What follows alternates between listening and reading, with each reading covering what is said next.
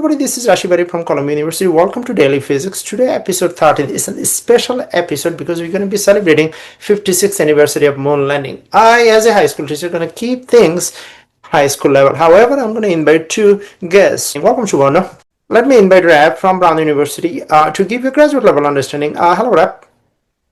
Hello, folks. Now, let me take you 1961. What happened 1961, Isaac? 1961, JFK, who was the president at the time, randomly dropped a hint in one of his presidential speeches, and he said that in the next decade, he would try to get NASA, the newly formed Space Commission of the U.S., to send a man to the moon in less than 10 years. Now, of course, he didn't even get to see it. He didn't even get to see much progress on it, as he was unfortunately assassinated in 1963. But his dream did come true, because 6 months before the end of his deadline, the first men, and they were from the U.S., of course, stepped foot on the moon. Take you 56 years from today, and it would be July 20, 1969. Let me take you to Florida, Kennedy Space Station. Raf, what happened? July 16, 1969, Apollo 11 lifted off from Cape Canaveral, Florida. They used to call it Cape Kennedy. Now they changed the name, and they call it the Kennedy Space Center. Yeah. So it was a 3-day journey to the moon and then a 3-day journey back. No, it was 4 days journey to the moon and 4 days journey. So they left the Earth on 4 days. July 16, and they returned to Earth. Bro got the first fact wrong. Did you really prepare for this? No, that's fine. That's fine. Can you explain the stages? So you're gonna break it down to 3 stages, right? First stage. It's the most challenging stage. Why is that? Because you have to overcome the gravity. You have to overcome the very dense air, right? First 40 miles from the ground is heavily dense. As you go higher and higher and above, the density of the air goes to 0. So the first 40 miles of the Earth is heavily dense, is 1.22. What else you have to overcome? Heavy mass. Is 5 million pounds. How's that any different from heavy density? Oh, heavy mass. Okay, mass goes up, velocity goes down. Yeah, isn't that just covered by heavy density? Acceleration go down. Newton's second law. Yeah, Dad was talking you about already said heavy density. No, density of the air. Redundant. That's what Dad was talking about. Density of the air, not the density of the Saturn V. All right. So stage one. Okay. Stage one had to move how long? 3 minutes. Stage one had to move how long? 3 minutes. And 3 minutes it had to put the Saturn Apollo 11 40 miles above the ground. Right. Okay. Who wants to take it? Can you tell us how it happened? Okay, go ahead. I can explain it. We're going to go to the math in a few seconds, but if you want to use the chalkboard, that's fine. Okay, can you see the diagram here? I do. It's stage one, I do see. Okay, yes. So stage one, as Dad said, lifted off from the launch pad. It fueled the rocket for 2.5 minutes, and it brought the Saturn V to a height of 50 miles. And it brought the rocket to a velocity of 2,700 meters per second. Okay, by the way, 2,700 meters per second, which is I believe, can you convert it to, Isaac, can you convert it to mile per hour or kilometer per second? Because escape velocity is 2,700 kilometer per second. So this is supposed to be 2.7 3 kilometer per second. So this that's not escape velocity yet. No, it's just meant to achieve low Earth orbit so far. Very good. Very good. That's not escape velocity. So many people think that's a misconception. Many people think many student high school level student think, at the get-go you have to overcome the speed the escape velocity, but that's not true. In reality, nobody's going to be going straight from the Earth to the moon. If you were to do this, that would require escape velocity, but escape velocity was very hard to attain with the engines of the time. It's still very hard to attain now, not to mention so many things could go wrong with a trajectory like this, which is why instead they have enough velocity to establish a low Earth orbit, then use a gravitational slingshot to enter the moon's orbit when they're ready, and then slowly descend, instead of taking the short and sweet path. Speaking of engine, how many engine do you have at stage one, Ref?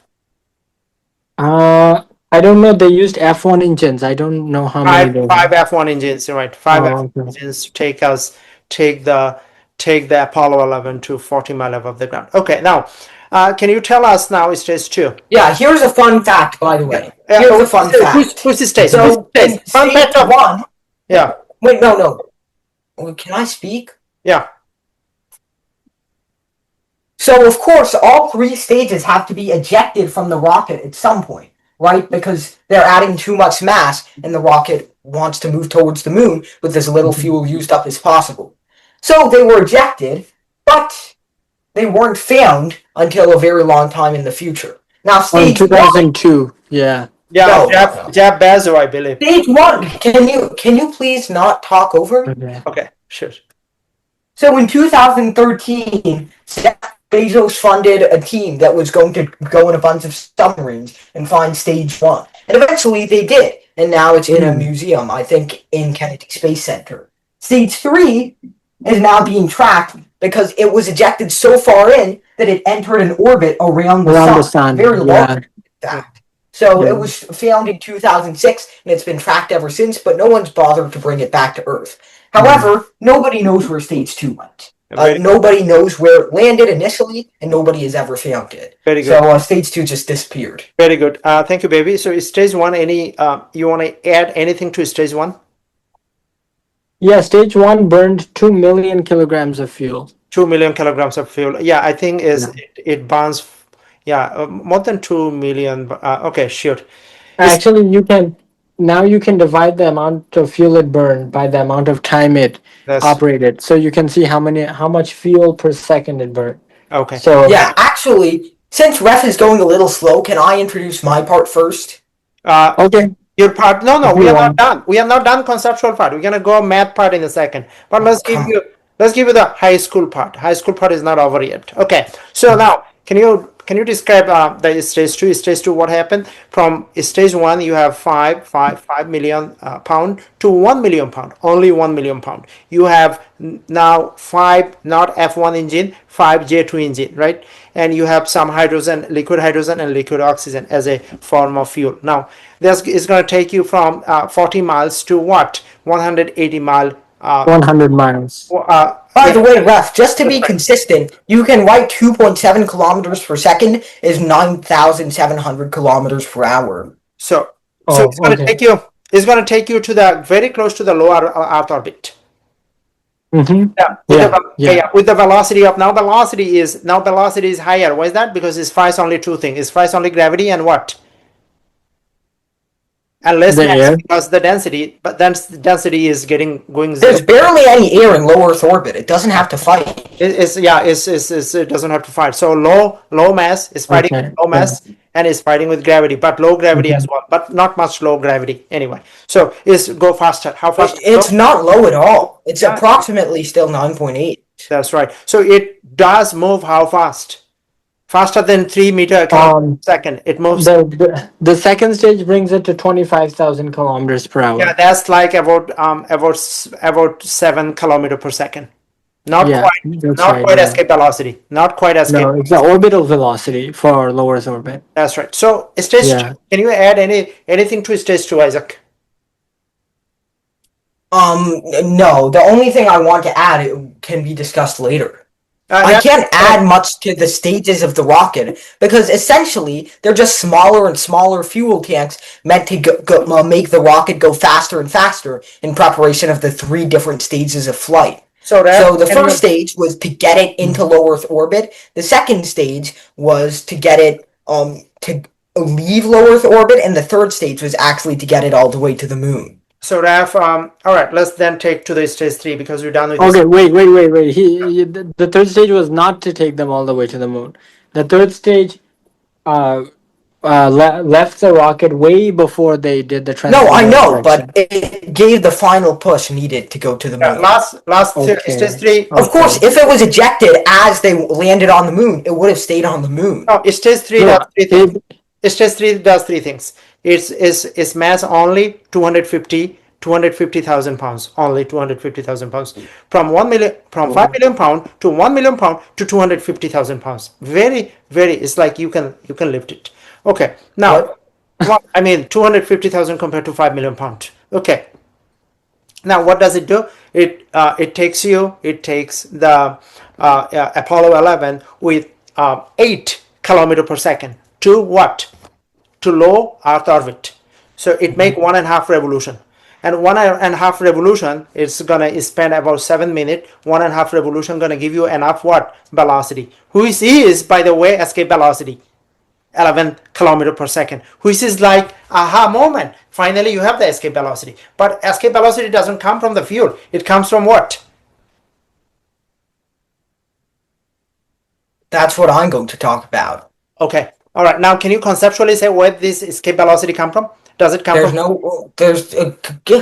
Fine. Okay. So No. Conceptually, just tell me. there's not a great. Can I please just use it for a second? Oh, sure. 1 second, because we have to finish. It's very conceptually. It's very conceptual. Okay. Okay. All right. So let's say there's a car that your friend is driving this way with, I don't know, 40 miles per hour. And then you throw a ball this way with 20 miles per hour. In just the right way so that it lands on the vehicle.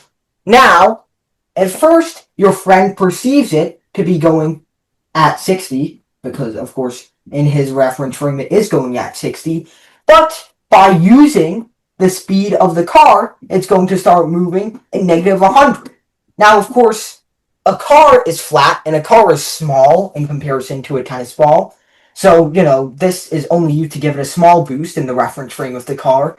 But the good thing about the Earth is that it's round. And so you can go around and do this trick infinitely many times. The first time you gain some speed, then the next time you gain some speed, then the next time, then the Wait, next what do you time, mean and you gain eventually- speed when you orbit the Earth? No, using the gravitational slingshot maneuver, you're able to gain enough speed to actually, with one final boost of fuel, exit Earth orbit and go all the way to the moon. So hopefully you're gonna see so this is the Earth. Okay, so Why not? Do you think they just stayed at the same velocity as they were in the low Earth orbit to get to the moon? Or they I don't only used understand the- why orbiting the Earth would help you gain more velocity. Isn't this Gravitational- like the most basic component of orbital mechanics? And didn't No, I just I mean, explain it right there?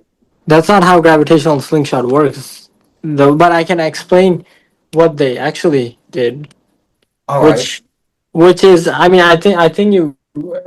This is what you meant to say. That you want me to explain, or yeah, explain. It is your Okay. things, and then explain, and then So- we're gonna do other things as needed, and take off your the diagram. Yeah. yeah.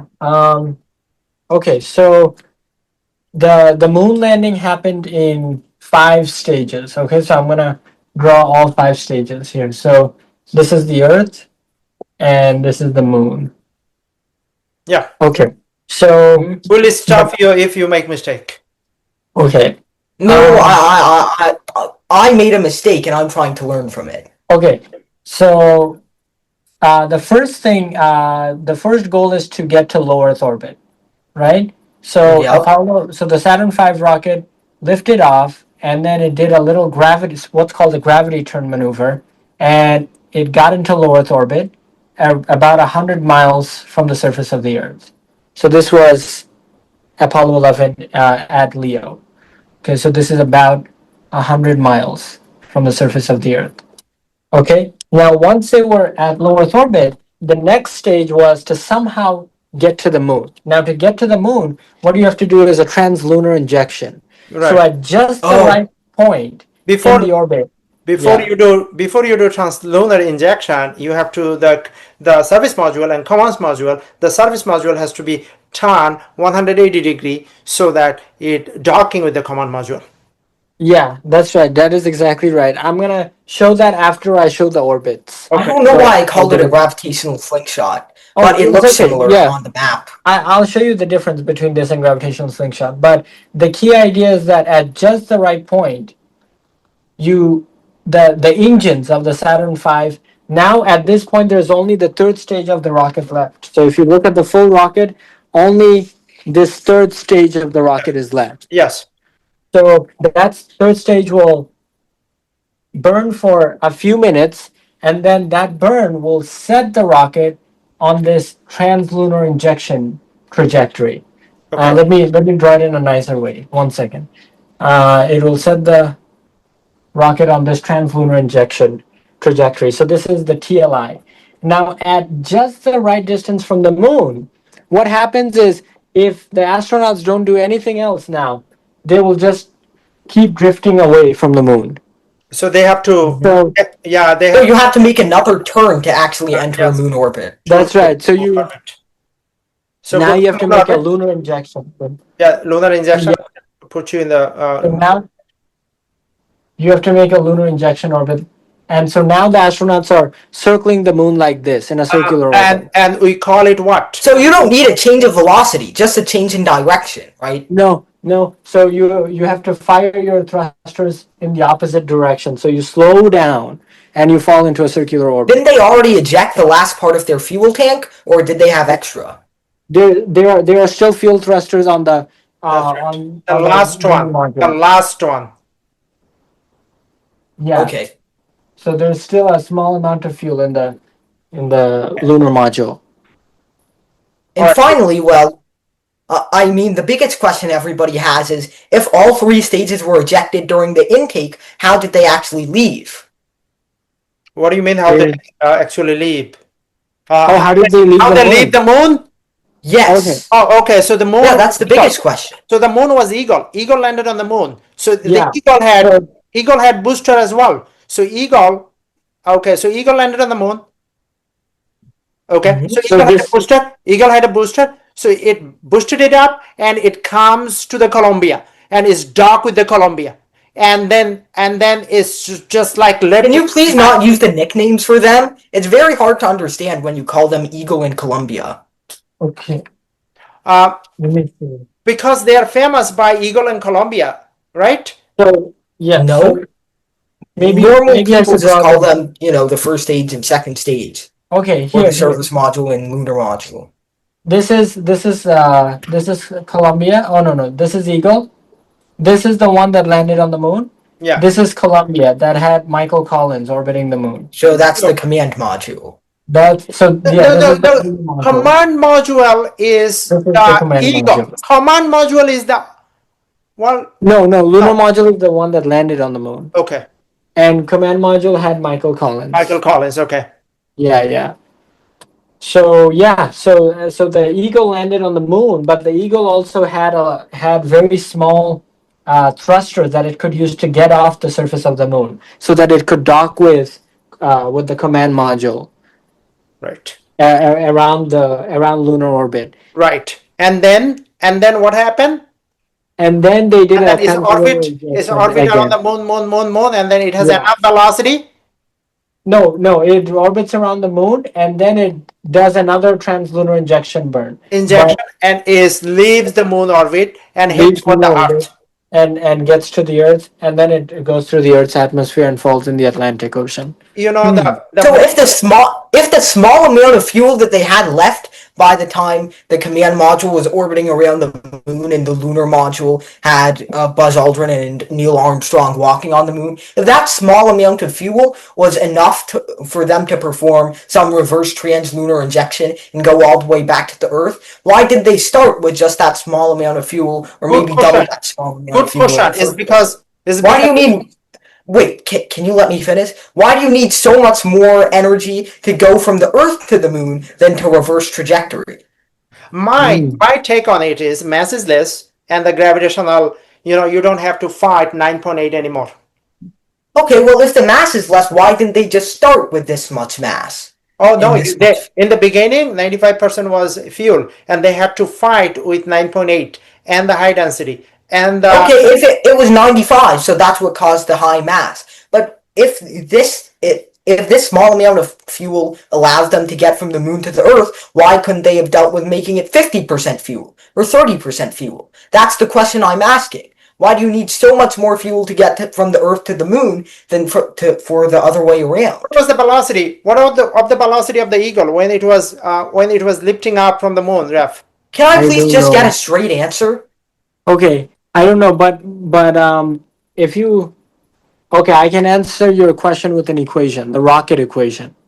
Okay, the rocket equation says that the more mass you have, the more fuel you need to lift off your rocket. Basically, what Dad was saying. So the main reason why it's hard to escape the Earth as opposed to the Moon is simply because the Earth's gravity is much stronger. Oh, So I you need forgot. much Okay. more.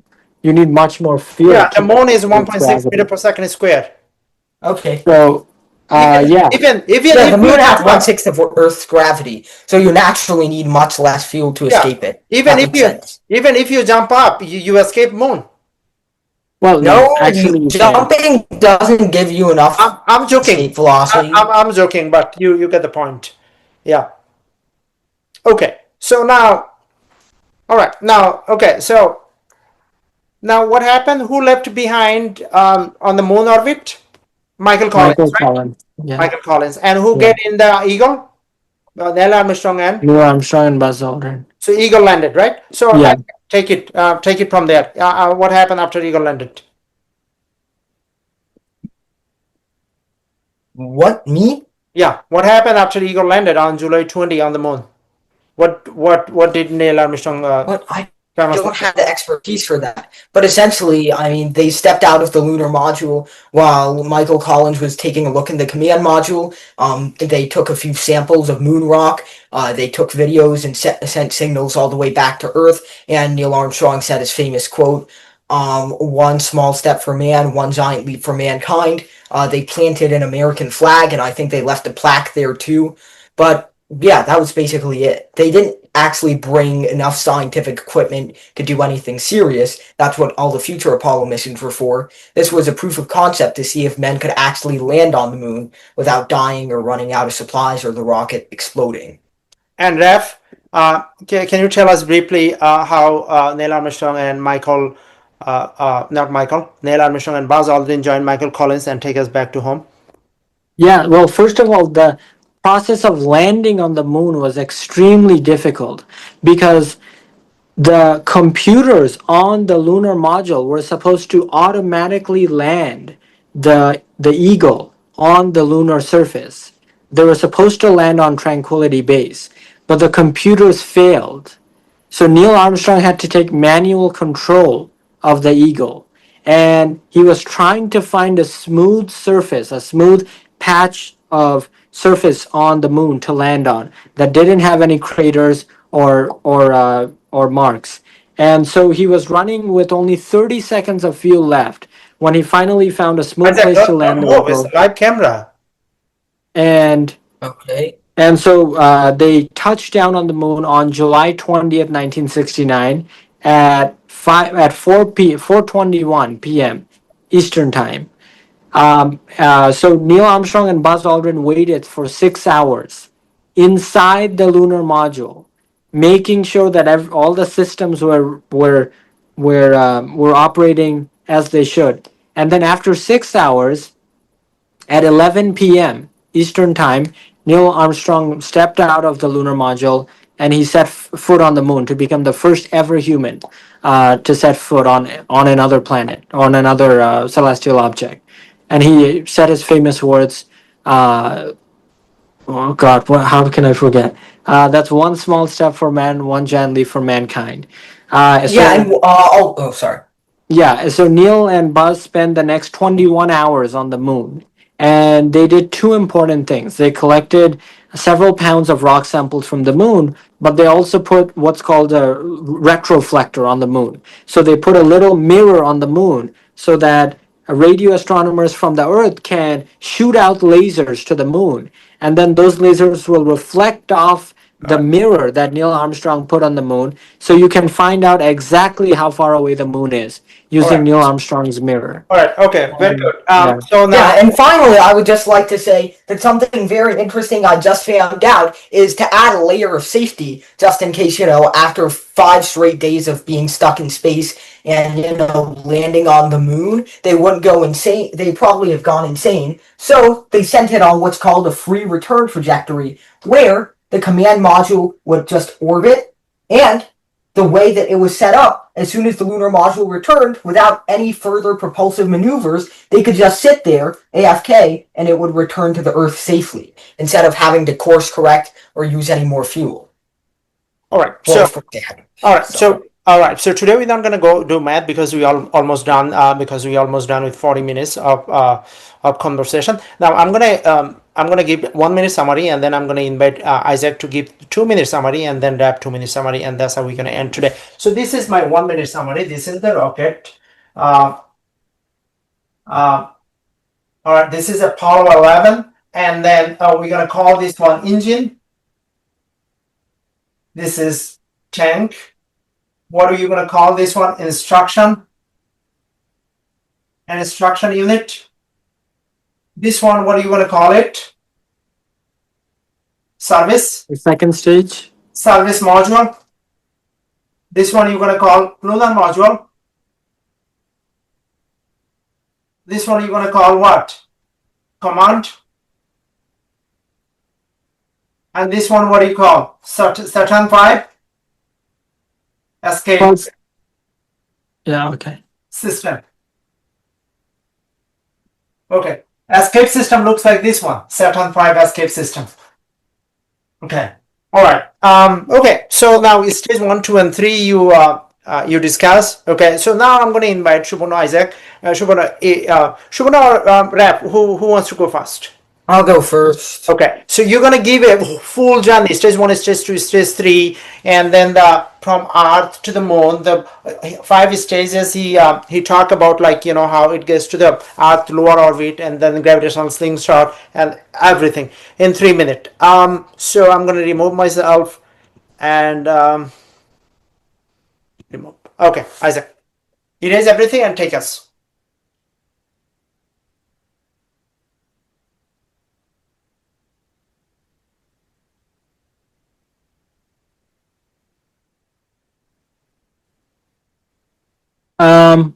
Isaac, Bad. I think you're frozen. I think your Wi-Fi is bad. Isaac, I think you're frozen. Okay, better. Okay, now it's good.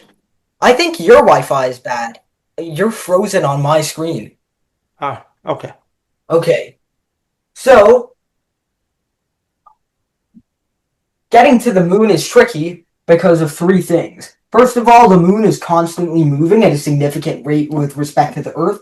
Second, rockets that have enough fuel to go to the moon are extremely heavy because of how dense the fuel used at that time is, and the fact that the moon is 384,000 kilometers away, which is 384 million meters. And, third, it would take so long to get there and so much money. Is it worth it? That's the question that astronomers faced at the beginning of the 1960s when they were challenged by JFK, the president at the time, to actually get to the moon. Is it worth it? But regardless of if it was worth it or not, because it would just be an incredible human achievement, they spent the next 8 years, and eventually Apollo 11 was the mission name for the first men that would eventually land on the moon. It's essentially a proof of concept to see if men can land on the moon without them dying, them going insane, the rocket exploding into bits, them running out of oxygen, them running out of supplies, them running out of electricity, them losing contact with the Earth, them missing the moon. A bunch of stuff could go wrong. And so, this was a proof of concept to see if they had finally gotten everything correct after the past 8 years. And of course, if it failed, they move on to Apollo 12, and we know that's the historic one. But Apollo 11 is the one that made history. Well, it happened to make history because Neil Armstrong and Buzz Aldrin and Michael Collins were the first team of men to actually make it to the moon.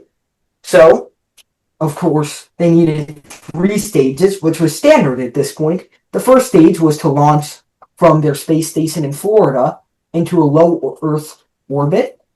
And, of course, you can't muster up with the amount of fuel in that day and, the limitations of the rocket, enough velocity to outright escape the Earth. And if you couldn't slow down fast enough to actually make a course correction and make it all the way to the moon. So that is stupid. Instead, we enter a low Earth orbit this way, and then we do what's known as a translunar injection, where at exactly the right time in Earth's orbit, we use Earth's tangential velocity. We use our tangential velocity in our orbit. We make a slight course correction, and then we let go our final stage, all to make the desperate bid to actually go to the moon. And finally, after this translunar injection and one more course correction, the command module and lunar module are ready to be deployed all the way down to the moon. So the lunar module detaches. Neil Armstrong and Buzz Aldrin crawl out. He says his famous thing. He collects a few rock samples. He plants a big fat American flag. And eventually, this, with the very little bits of fuel that were left in it, manages to reattach itself to the command module with Michael Collins inside. Now, you would have thought Michael Collins was disappointed, but in fact, he was the only one who was on that mission that day who didn't end up developing chronic depression. And after all of that, they managed to, on a free return trajectory, go all the way back. I drew things the wrong way. They managed to go all the way back to the Earth without having to do any more course corrections, because frankly at that point they were probably pretty tired from rationing their food, being stuck in such a cramped area, and being stuck in space for 8 days. So the trajectory they were on allowed them to return and spiral into Earth and crash somewhere in the Atlantic Ocean, where they were rescued by, I think, it was actually Pacific Ocean. They landed on Pacific Ocean, but other than that, right next to an American Samoa. Yeah. Other than that, everything was correct. Okay, so they crash landed. Oh my gosh. What's that? So after 8 years of work and 8 days of these guys being stuck in space, they managed to crash land into the Earth, and the first men had walked on the moon and successfully returned. All right, so we're going to take us to Ref. I'm going to give us 2-minute presentation, and Ref, please focus on things Isaac missing, that is the velocity. So from all stages you're going to give us the velocity. He completely ignored that part. Yeah, I thought that was a great explanation. Yeah, that was great. So okay, let me Isaac Shubhana. Isaac, you have to be there. You have to be there to find the and it's a presentation. It's disrespectful for not being there. See what mistake he makes. Okay, great. So so the Saturn V, as Dad was saying, has 3 stages. Okay, so let me first draw the 3 stages. So stage 1 operated for 2.5 minutes, and it brought the rocket to a height of 42 miles, and it gave the rocket a velocity of 2,500 meters per second, or 2.7 kilometers per second. Remind the audience the escape velocity. The escape velocity is 11 meters per second. So clearly this is far shorter of escape velocity. The second stage of the Saturn V operated for about 6 minutes, and it brought the rocket to 108 miles. So this is very close to low Earth orbit. And it brought the rocket to a speed of 25,000 miles per hour, or 7 kilometers per second, which is very close to the orbital velocity of the Earth at low Earth orbit. And then the third stage of the Saturn V operated for about 2.5 minutes, and it didn't take the rocket much higher in altitude. It's actually together 6 minutes, baby. What is 6 minutes? It is 3. It's just 3. This is 6? So, yeah, that is 6 minutes. Okay. About 7 minutes, and it's just 2 6 minutes, yeah. Okay. And the height didn't change that much. The height was still basically low Earth orbit. But the job of the third stage was not to change the orbit of the Saturn V, but to put the command module and lunar module on the translunar injection trajectory. So that was the job of the third stage. And the velocity after the third stage was a little bit higher than 7 kilometers a second. 8 kilometers.